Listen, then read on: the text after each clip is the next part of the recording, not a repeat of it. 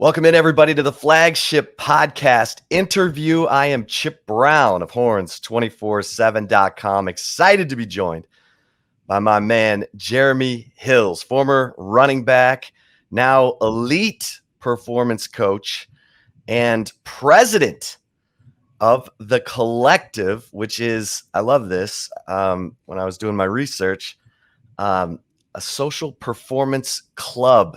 Jeremy, you're one of the great stories from your time with Texas playing football from 2008 to 2012, to then transforming yourself into an elite performance coach. Now you've got your own facility, The Collective. It is phenomenal. Welcome in, my friend. Lost you there for a second. There you go. Oh, thanks, Chip. Thanks. It's been a wild ride, man, but it's been a lot of fun. A lot of lessons learned, a lot of growth and maturity along the way. And then for me personally, just a truly understanding of what my path is and why it's important and why I'm here. So, to continue to have the opportunity to impact so many young people as they're making that transition throughout their sports lives and then their professional and adult lives to now, fostering a community here at the Collective that allows for them not only to continue to excel on the field or on the court, but then also make the connections and learn how to be a professional off the field and off the court. So it's been fun. It's been fun. It's been challenging. It's been all the good things of a good kind of like Hallmark movie. So it's a good time. Well, I'm not gonna lie. I was talking to someone who told me that the former Longhorns quarterback Casey Thompson was working out at the Collective, that he used to work out at Brandon Marshall's House of Athlete in Miami, but now everyone's going to the Collective in Austin, where Jeremy Hills is training everybody. In fact, I hear Deebo Samuel is at the Collective right now. Jeremy, you got it going on. Casey Thompson's here instead of going HOA, which is true. And Deebo Samuel's here, and he's getting his work out. He's getting his work in too. I just recently was able to. It took a long time, man, because it's tough to recruit great talent, and so it took me a while, but successfully recruited Mo Wells. He goes by Mo Knows on Instagram and everything like that. He's one of the best linear speed coaches in the country, and he was the VP of Pro Performance at House of Athlete. And so he's now training here at Collective, relocated officially 2 weeks ago, and has been doing phenomenal work. So, because of him, it's kind of led that gateway and that path to have a Deebo Samuel in, to have a John Morant in, and to have Casey Thompson in. So, continuing to do my part in building out the place where the pros want to go and where they know that they should go in order to either reach that next level or stay at that peak level that they've been performing at. So longevity and performance will always lead the forefront of what we're doing, which influences the decision-making of who we hire. And man, it's fun. It's cool to see these guys all get along, challenge each other, and then just integrate into the community that we have here at the Collective. So it's been good. It's been good. It's good to see Casey too, even though he's not wearing burnt orange no more, man. That hurts, but no, it's good to see Casey, and he's doing well. He looks good. I think he's going to have a good year. Well, we'll get to the incredible work you're doing with your clients and NFL players who come in and help to raise money for underprivileged families. But talk about your relationship with David Mulligan, because that's an amazing story too. David is a Longhorn who's built himself into one of the top sports agents in the world. Just talk about, your relationship, how it started and how that's helped, you all have helped each other. Definitely. I'm going to give you like an insider exclusive here, Chip. I've never told this story publicly. This is like, I'll give you the real quick version of it. In 2007, it was summertime, and I grew up in a single parent household, and my mother was like, hey, I love you, but I need a break. You can go to Austin with your brother Tony, or you can go to Dallas with your brother Mike. but I just need a break for a little bit. So let me know where you want to go. And I chose Austin. I was like, yeah, I've been in Austin a couple of times, and I can get some work in up there at UT. I'm gonna be going there in a couple of months anyway. And so I chose Austin, and I got on a Greyhound bus, and I came down here with a big suitcase. And Tony forgot to pick me up from the Greyhound station, so I jumped on a payphone. Tony. Yeah, that's my brother, right? Tony Hills, old Tony Hills, gets to pick me up. So I jump on a payphone and I call him. I'm like, hey, where you at? And he's like, oh man, I'm at Texas Roadhouse on Stastny and 35, dude. I completely forgot. Catch a cab and I'll just pay the taxi when you get here. And then I caught the cab. Not very happy that I caught the cab, but I caught the cab and went all the way to the Stastny and 35. I get there and I go inside. Tony's sitting down. And I'm like, at this point, I'm very upset, but he gives me the money. I go back outside. I pay the taxi driver. I come back inside. He's like, hey, calm down. Just sit down and get some food. And he says, look, let me introduce you. He says, Jeremy, this is David. David, it's my little brother, Jeremy. And David Mulligan was the first actual person I met when I got to Austin. And we've been pretty tight ever since. And the way that fate would have it, our careers kind of crossed paths many times over the last 15 years. And now he's not only an investor, but a partner in collective with me as we continue to try to build something that we think the space needs and it just hasn't seen before. So David has not only been a part of my professional growth, but he's like, I can't think of anybody that is closer to me. He's like a brother to me. His youngest son is my godson. So wow. Our families are very close. If I need him to, he'll go pick up my daughter from daycare. Like our families are really close. We're really close. And I'm excited that this next phase of what this journey has for me includes him in a way that's more integrated than what it's been in the past of us kind of crossing paths. So David is as solid as they come in my book. What makes him special? Why is he good at what he does? How has he built, his agency into one of the best in the world? I would say there's no secret sauce or anything like that. He truly cares. That's kind of what I see from him that's been so consistent. And even in my life personally, like I never played professional ball. And he's never treated me any different than I've seen him treat a Jalen Ramsey or Derwin James or Deshaun Watson or any of these megastars, right? So he's one of those guys that's not like a respecter of persons. His respect for you doesn't go up or down based off of your ability to, win football games. He truly respects the people, and I think that's what people gravitate towards. And he doesn't lie. He will tell you the hard truth time and time again because. What I've come to realize and what I agree with is that's what real love is. So, he builds these relationships with these guys to where it's much more than a transactional relationship of a player and an agent. It's more so of like, a family member, a cousin, a brother, an uncle, a dad in even some of these cases that I've seen. And so he's helping these young men mature and grow and impact this world in more ways than just their ability to be good at football.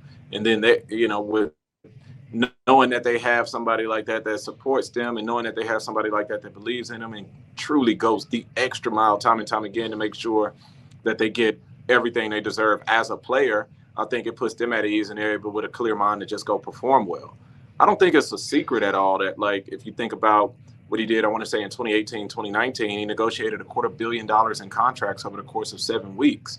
And then he followed that up with, the 2020 draft, where he broke the draft record of how many players he represented in the first round of a specific draft.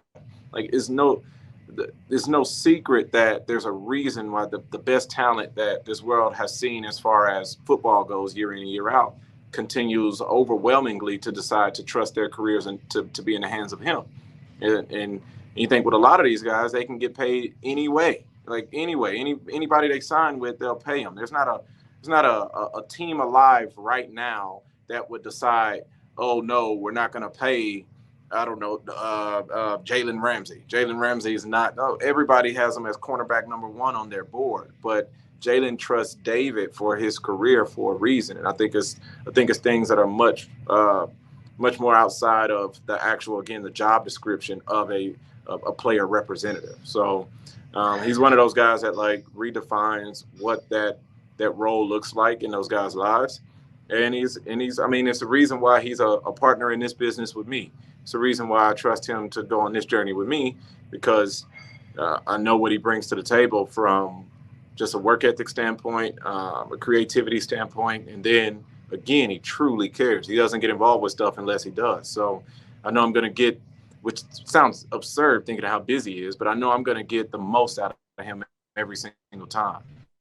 I mean, I see it with his kids. Like, if you talk to him now, between now and July, the only thing he's going to talk to you about is that his oldest son won their baseball championship. You know what I mean? Like, that's all he talks about right now. But he's a coach on that roster, and he puts everything into those 8-year-olds. And it's like, yeah, guys like that are special. They don't come around very often. And when they do, you realize that, okay, it's a reason why people gravitate this way. Well, so he sees you at your worst, right? You're pissed. Your brother didn't pick you up from the airport. You end up at Texas Roadhouse. So how did the friendship evolve from there in 2007? Tony went on to go to MJP in Dallas to train for the combine. I stayed at his old roommate's apartment or whatever. Oh, no, I'm sorry. That was that summer. I'm fast forwarding a little bit. So Tony and David were pretty close. They were pretty cool. And because of that, David and I got to know each other. And then you fast forward to that upcoming January is when I enrolled at UT, January 2008. Tony went on to go train for the combine. And when I got to UT that January, I didn't know that many people, but David was on his way out to go to law school at Nebraska. And those couple of weeks, it may have been like a month and a half before he, headed out, we hung out almost every single day. Just like I hung out with him the same way I would hang out with my older brother, and at the time, looking back in retrospect, I realized that he was no older than like 22, 23, and I was like 17, 18, but we clicked and connected, and it was one of the people to challenge me in more ways than just athletics. Like he was one of the first people that would like challenge the idea.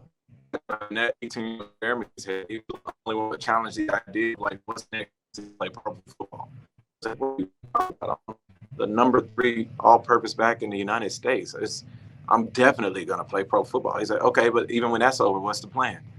And like for me to think back on it and realize that like he was no older than 22 or 23 having those conversations with me, it just lets you know that like he was always ahead of kind of the rest of us at that point in time, and he had always seen a bigger picture. So, we got close before he went to law school, and then we stayed close throughout.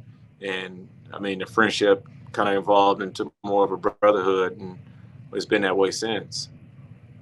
And so when you form the collective, and people are going to think of like NIL initiative, no, this is an elite social performance club that Jeremy has created on South Congress. Did you go to David and say, hey, this is my idea, what do you think? Or how did that evolve, y'all's partnership? I know David, right? It's 15 years later now, so I know David. I don't go to David with the initial idea. I go to David with what I'm working on. And so I came to him and was like, hey, I'm doing this thing. It's going to be called this. This is how it wins. This is why it works.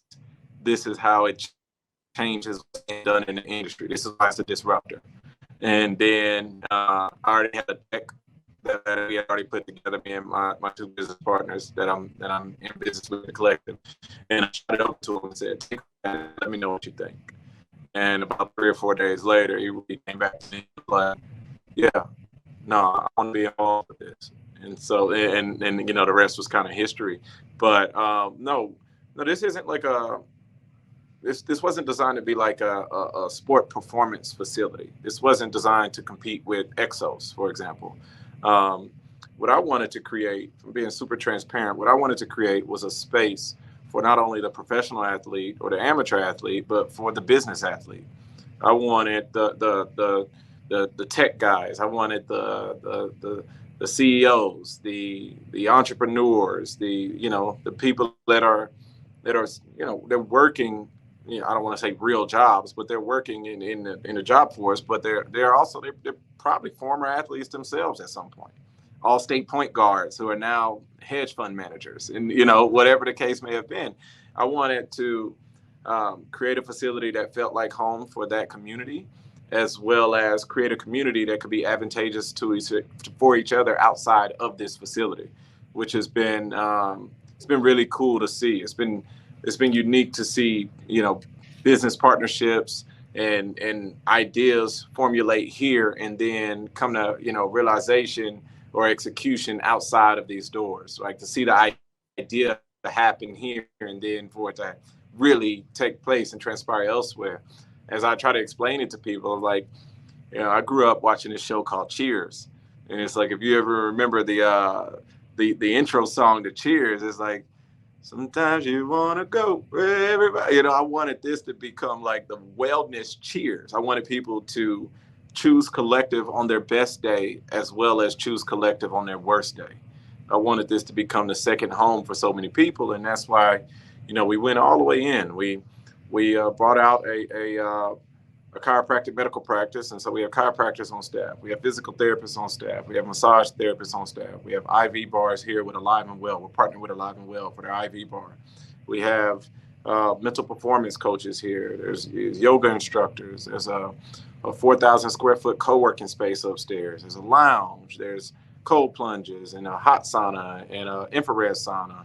I mean, like, I wanted all the things that individual that we identified as being a consumer of collective. I wanted to service that person in every way, as well as create a space that would attract a Debo Samuel, that would attract a John Morant, that would attract a Jalen Ramsey. And so then when they got in this space, because it is a private club, they know that they're in a trusted space, and now it allows for organic connection to happen. And then who knows what happens to those relationships outside of here. But one thing that every story will have to start with is, I met this person at Collective. And if that happens, then I think we did our job. And what's been really cool to see is the amateur athletes come in here and allow themselves to grow in ways that are outside of being this miraculous talent, and now being, students of fill in the blank industry that they also have interest in that they've never expressed to anybody. So like to see the personal development of these guys has been equally as, I guess, fulfilling as, working with them on a day-to-day basis in their professional development. That's awesome. We'll take a quick break with Jeremy Hills, president of the Collective, former Longhorn. We'll get into NFL Elite Week coming up. We'll be right back here on the Flagship podcast. And if you are watching us on the Horns 24/7 YouTube channel, we'll roll on with Jeremy Hills. And Jeremy, before we get to NFL Elite Week, you've got Bijan Robinson coming through the Collective, and you played running back at Texas. Give me your thoughts on Bijan Robinson. Oh, man. I think I've said this before on your show, maybe a year and a half ago. You guys go dig up the clip. I said he would be remembered as the best player to wear number 5 at the University of Texas. I'm almost sure I said that on your show before. And you wore number 5. And I wore number 5 to add context to what I'm saying. He's better than what I ever was as an athlete. He's been blessed with a lot, and he works for even more. One of the most phenomenal young men I've ever been around. I tell people all the time, if every athlete I've ever worked with was like Bijan Robinson, we would never have any problems. He's just a good kid, a great kid who has his head on straight. He knows who he is at a young age, which is equally as important. And he works, man. He works. There's no secret sauce. The boy works. He gets in here and he grinds. He gets in here and he listens. He's not too cool or unwilling to do whatever it is that's asked of him to help him be better at his craft. So what I think about Bijan is that there's no limit. My prayer is that he stays healthy and he continues to reach his whatever the ceiling looks like for him, because I haven't seen the ceiling yet. Yeah, I mean, you know, people talk about him getting an endorsement or NIL deal with Lamborghini. I've never seen a guy more humble who's just, I mean, he engages with everyone. Everyone who passes by him, he looks them in the eye and says hi. It's phenomenal. And then you talk to NFL scouts and they talk about his balance, his vision, he doesn't go down from a side tackle. He can catch the football like a receiver. He was the third leading receiver on the team. I mean, it's a pretty special mix of ingredients in that kid. No doubt about it. I mean, you hit it on the head as far as who he is as a person. You ever try walking down the street with him? It's like, hey, I love you, Bijan, but I'm really trying to get where we're going. Like, he will stop and take a picture and smile and talk to every and any single person that pulls his shirt. It's unlike anything I've ever seen. I hope he doesn't give too much of himself. I hope he allows himself to be off camera sometimes. Like, you know what I mean? Yep. But no, as far as his on the field stuff, everything you just said is who he is. And I just think that we're just now kind of tipping the iceberg. I think that we'll see even more of that this year.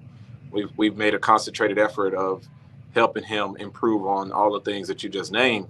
And there is progress there. There's some things that Bijan's working on that is gonna tremendously improve his game versus what we've already seen, which is kind of crazy to think about. But like I told you when I said he would be the best to wear number 5, I'll say this again: make sure you save this tape and run it back when we realize what I'm saying. Like, this is let's enjoy this kid for the last year that we're probably gonna see him. He's NFL ready right now. NFL ready right now. I'm glad that we get a chance to enjoy his time. If he decides to come back for that 4th year, that'd be great. But I'm glad that we get a chance to appreciate everything that he's given our Longhorn community to this point. And I'm excited to see what he's going to give us this upcoming season. He got to give us everything he got after we got ULM then Bama. He got to give us everything he got come week 2. But no doubt about that. I'm excited to see what he gives us this year. So are you the one drawing up all the workouts for these guys? I mean, you're busy. The collective is big. You've got, top end talent coming through there. Do you have a staff now? I mean, just talk about what your daily. We got a staff of about 32 right now. It's a pretty decent sized staff. And believe it or not, it's a collective effort in everything that is around our performance-based vertical within the company. All of our speed work, I defer to Mo Wells. A lot of our strength work, I defer to Tim Riley. I'm always trying to make guys more bodily aware and trying to get them to understand that everything starts in the foot, works its way up the chain, and how are we improving on our balance, coordination, and a true understanding of our body and how that impacts the rest of our play. For medical, I defer to Dr. Samuel Sneed and Dr. Alexis Griffin.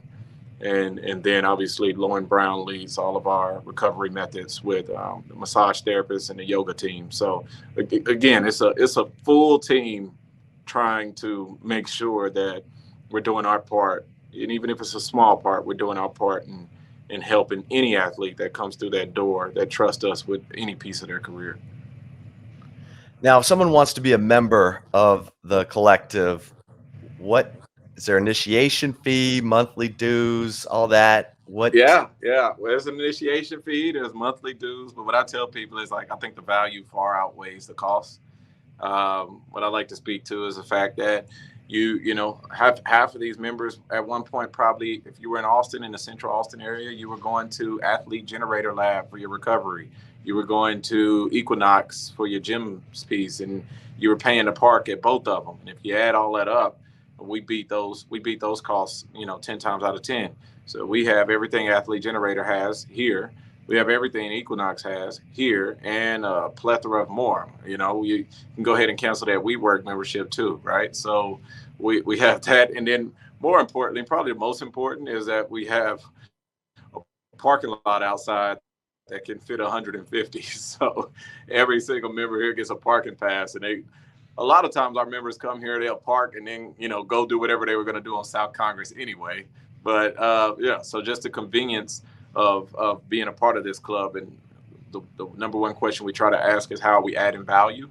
And if we continue to let that be our kind of North Star, I think that, you know, every member here will feel the value and not necessarily even think about what an initiation fee or a monthly cost is.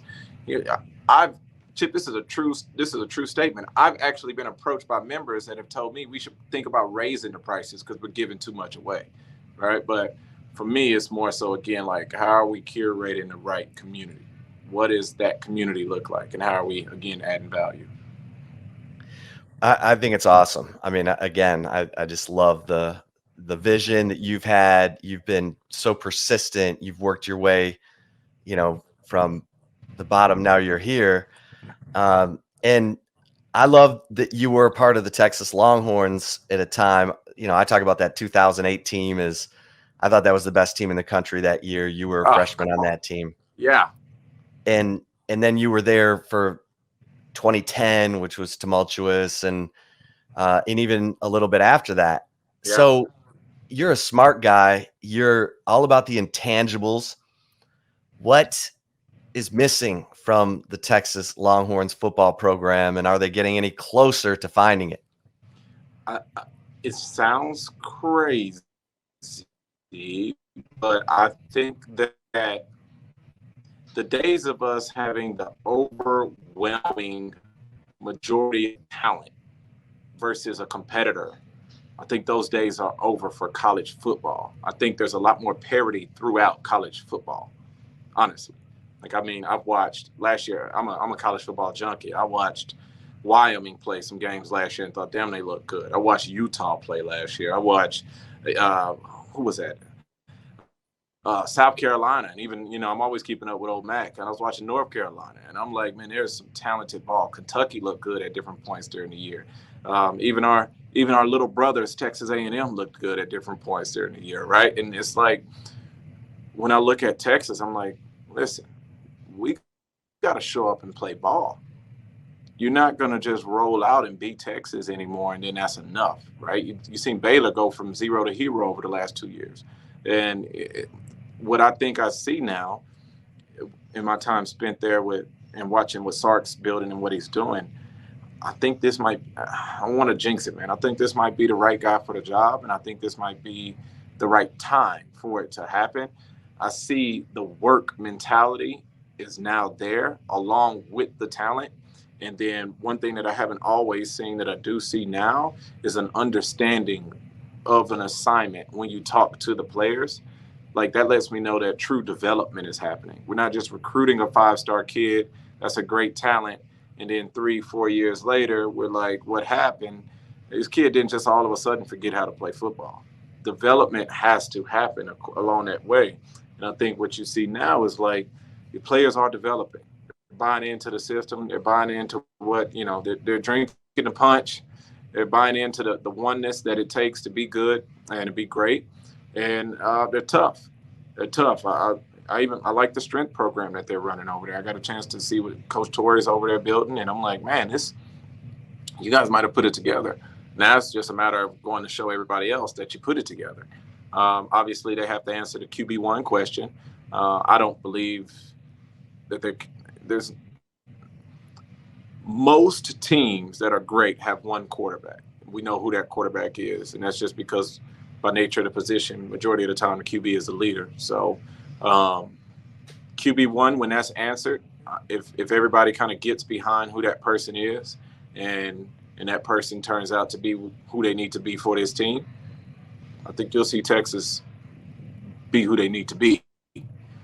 Now, again, a lot of questions there, but I think they're not having to search outside for answers. You get what I mean? It's not like we need more talent.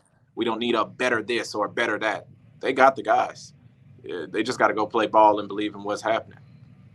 Yeah, it's been an unbelievable offseason, about the best offseason I've ever seen for a team that finished 5-7. So I don't know that it in terms of the offseason, okay, they missed on Jordan Addison, but good heavens, they got players. They're bringing Gary Patterson, for crying out loud.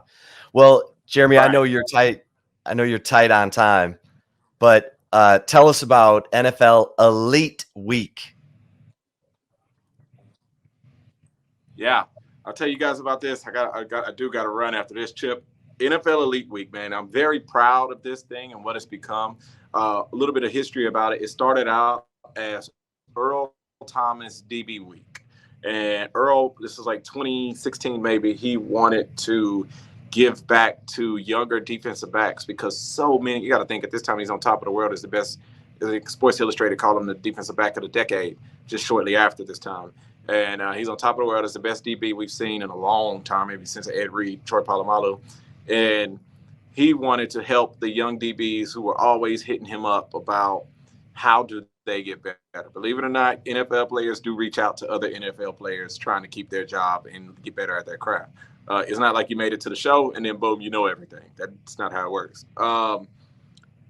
In an effort to do so, we did Earl Thomas DB Week. These DBs would then fly in to Austin. We would get like a big Airbnb, get a chef. Chef would cook the meals for them throughout the day. We would train together throughout the day. We would do a charitable act at the end of the week and donate the money to a charity case. Other positions that I worked with started complaining about that because they weren't getting their own week. And David got involved. He was already involved, but he kind of took the reins from it, and we really turned it into NFL Elite Week or NFL Pros Week. And it's grown over the year over year. I think the first year we had like 5, next year we had like 15, and it was 17, and then we ran into COVID, didn't do it. Post-COVID year, we weren't any different than any other thing. All attendance across any type of vertical had kind of skyrocketed, 2021 versus 2020. And last year we had over 50 players reach out to want to come down for that week. We were able to, again, positively impact Alex Okafor's situation with his mother, his late mother, who passed away from leukemia. And so a lot of what we did that year, last year, was in honor of her. She's a phenomenal woman, by the way.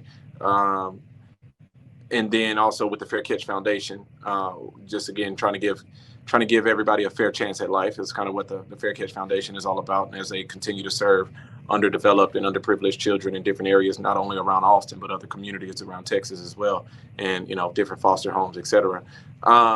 We raised a lot of money. We raised a lot of money that week and gave every dollar of it to different charities. And the way we raised that money I think was really special. Now I'll let you go after this, Chip. Players show up to that week with their own memorabilia, with their own game-worn jersey. They sign it, and then we auction it off silently. We don't get those helmets and those jerseys and all of that stuff sent down from their agency. That stuff isn't coming from a marketing team. That stuff doesn't make its way here from a coach or a representative. They fly with the stuff in their own suitcase. They personally pin it after they've taken it off of their own back. And then they're saying, I want this to go in an effort to raise money for charity. So for me, that's special because they're buying into what we're building and what we're trying to do here too, which makes it not this isn't a photo opportunity or a media event. It's truly people that care about a thing. So for me, that's what makes it really special.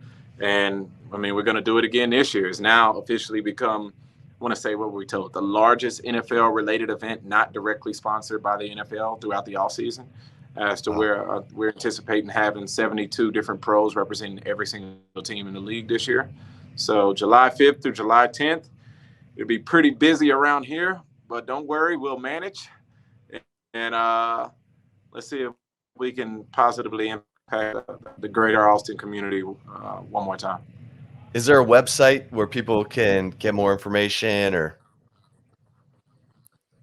Yeah, so right now it's all, you can go to Fair Catch Foundation on Instagram and you'll see they'll have a link to any donation that you want to make, or if you want to find out more about the organization itself, all of that's right there on their Instagram.